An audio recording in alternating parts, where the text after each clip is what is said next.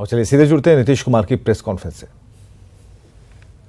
लगे हैं, कुछ राज्यों ने माफ भी किया, बिहार में भी ऐसी कुछ योजना है क्या किसानों की कर्ज माफी को लेकर? सर, मांग तेजी से उठने लगी है, कुछ राज्यों ने तो किसानों का कर्ज भी कुछ लोगों को मांग उठाना, कुछ लोगों को मांग करना अपना अपना चीज है। हम लोग तो यहाँ कृषि के क्षेत्र में जो कृषि रोड मैप के मुताबिक काम कर रहे हैं।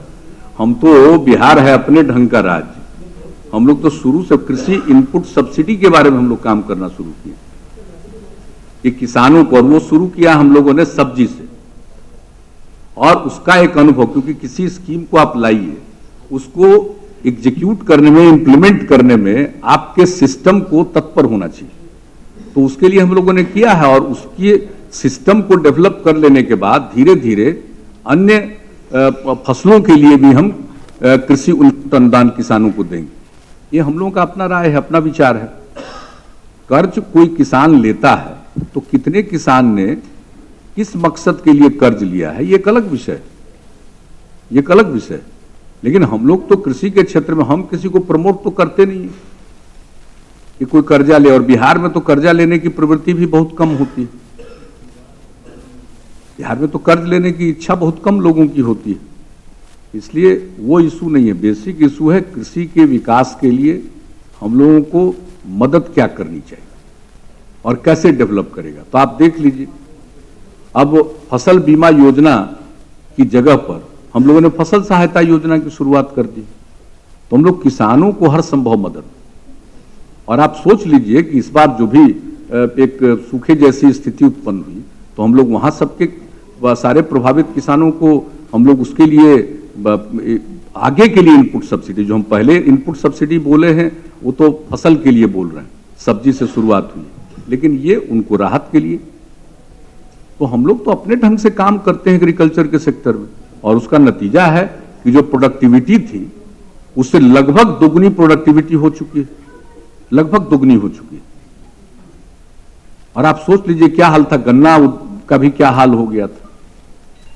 तो अभी चीनी सस्ता हो गया, उसके चलते गन्ना उद्योग को भी प्रॉब्लम हो रहा था।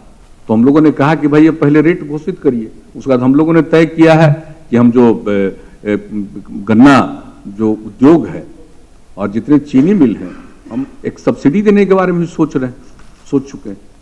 तो हम लोग अपने ढंग से बिहार में जिन चीजों की जरूरत है उसको ध्यान में रखकर हम लोग काम करते हैं। मेरा एक सवाल है मंडल डैम को लेकर के। प्रधानमंत्री 5 तारीख को आए थे उद्घाटन करने के लिए, आपकी भूरी भूरी प्रशंसा उन्होंने की। 72 से काम शुरू हुआ था, 93 तक जाकर के काम अधर में लटक गया। बिहार के किसानों को कितना लाभ मिलेगा, और आपको क्या लगता है क्या फैक्टर्स थे उसके पीछे जिम्मेदार कि ये कार्य इतने सालों में पूरा ही नहीं हो पाया था? अब इसको क्या कीजिएगा, ये तो नोन चीज है ना।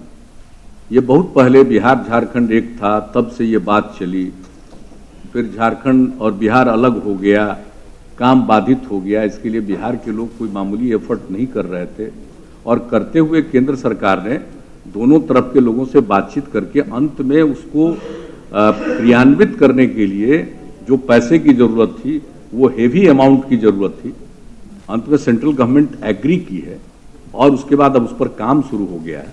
तो निश्चित तौर पर औरंगाबाद और गया जिले के किसानों को बहुत फायदा होगा। अगर वो स्कीम लागू हो जाएगी, मतलब पूरी हो जाएगी, तो फायदा होगा। अब स्कीम अपने ढंग से पहले से चल रहा था, लेकिन शिथिल था, ठप पड़ गया था, क्योंकि एक सेंटिमेंट चलता रहता है ना अलग अलग राज्यों में,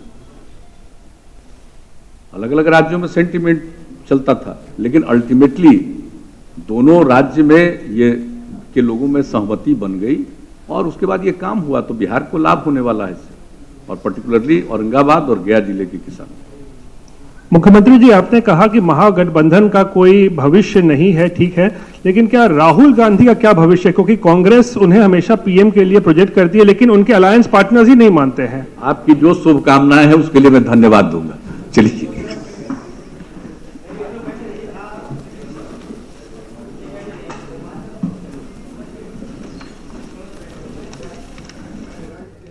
तो लोक संवाद के बाद प्रेस को संबोधित कर रहे थे मुख्यमंत्री नीतीश कुमार। उन्होंने कई ऐसी बातें कही, कई सवालों के जवाब दिए। क्राइम और करप्शन के मुद्दे पर समझौता नहीं करने की वकालत की।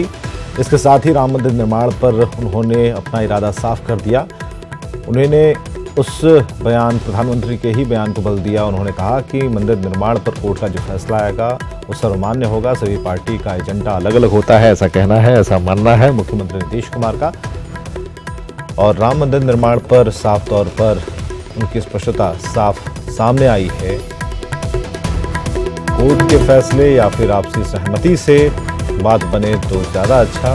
अभी मसला कोर्ट के दायरे में है तो कोर्ट जो फैसला करेगी वो सर्वमान्य होगा। अयोध्या मंदिर का सवाल है, इसके बारे में शुरू से है, या तो आपसी बातचीत से होगा या कोर्ट के फैसले से होगा।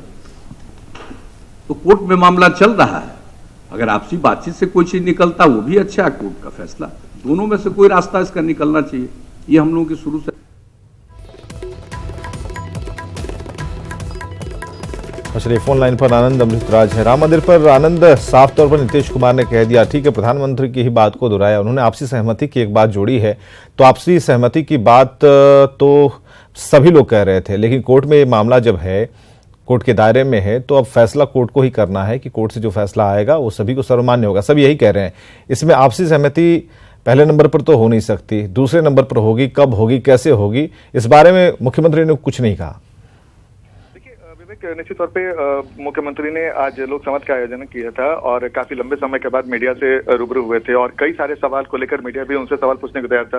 राम मंदिर का मामला, 3 तलाक का मामला जब उनसे पूछा गया तो 3 तलाक के मुद्दे पर उन्होंने साफ किया कि इसमें आपसी बातचीत से ही कोई फैसला लिया जा सकता है, इस पे कानून नहीं थोपा जा सकता है। दूसरी बात कि राम मंदिर के मामले पर जब उनसे सवाल पूछा गया तो उन्होंने साफ कहा कि मामला कोर्ट में, कोर्ट का जो फैसला होगा उनकी पार्टी की जो राय है वही राय है। यानी कि उन्होंने साफ कर दिया कि भले ही अध्यादेश लाने की जो बात बीजेपी की तरफ से उठाई जा रही हो और तैयारी भी की जा रही हो, लेकिन आज जेडीयू की तरफ से राष्ट्रीय अध्यक्ष के नाते उन्होंने कहा बयान देने समय विवेक कि मैं आज राष्ट्रीय अध्यक्ष के नाते आपको बोल रहा हूं कि राम मंदिर को लेकर कोर्ट का जो फैसला होगा वही हमें मान्य होगा।